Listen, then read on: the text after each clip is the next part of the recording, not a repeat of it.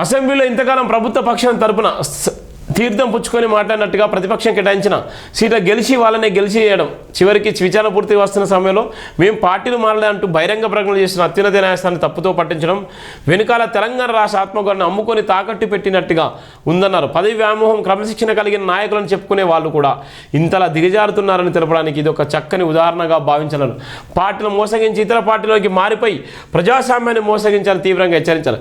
ప్రస్తుతం న్యాయస్థానం మోసగిస్తూ భారత రాజ్యాంగాన్ని అవమానపరుస్తున్నారని, దేశంలో ప్రజాస్వామ్యవాదం కోసం, రాజ్యాంగ రక్షణ కోసం, సామాజిక న్యాయం కోసం పోరాటం జరుగుతుంటే రాష్ట్రంలో మాత్రం అడ్డగోలు అబద్ధాలతో అత్యున్నత న్యాయస్థానాన్ని బొలతగొట్టించే ప్రయత్నం చేస్తున్నారన్న ఇంతటి సిగ్గుమాలిన రాజకీయ చతురతను గతంలో ఎన్నడూ చూసేరుగా ఉన్నారు.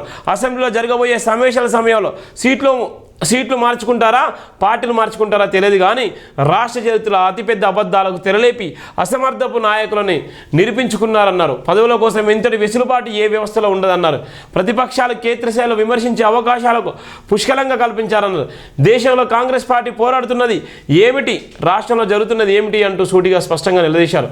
ఆత్మగౌరవ పోరాటం అమ్ముడుపోయే పరిస్థితి దిగజారిపోయిందన్నారు. దీనికన్నా రాజకీయ సన్యాసం పుచ్చుకోవడం ఉత్తమని హేతువు పలికారు.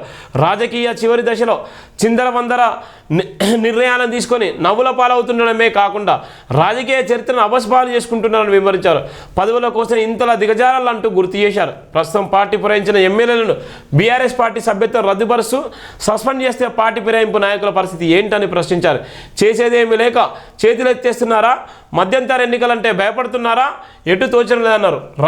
రాజకీయాలుగా కొనసాగిస్తూ రాజరికాన్ని భరించాలి కానీ రాటి వేలిన పరిజ్ఞానం అంటూ క్రమశిక్షణకు మారిపోయారు అంటూ బురదా కుంపలను నీటిలో మునిగిపోయినట్టుగా నీతులు వల్లించడం నాయకులకు తగదేమో కానీ తెలంగాణ ప్రజలు విపరీతంగా చేరించుకుంటున్నారని గమనించాలి. రాజకీయాల స్వార్థం వీడితేనే ప్రజలకు సేవ చేయగలమని, పదవుల కోసం స్వార్థాన్ని అట్టిపెట్టుకోవడం కనీసం ప్రజలు ఏమనుకుంటున్నారో ఆలోచన లేకుండా సిగ్గుమాలిన నిర్ణయాలను పాటిస్తూ వాటిని బహిరంగంగా పత్రికముగా వెల్లడించడం ఎలాంటి రాజకీయాలను ప్రోత్సహిస్తున్నారు. పార్టీ ఫిరాయింపులు పాల్పడిన 10 మంది ఎమ్మెల్యేలు గుండె మీద చేయి వేసుకొని ఆత్మగౌరవ సాక్షిగా తెలంగాణ ప్రజలకు సమాధానం చెప్పాలన్నారు.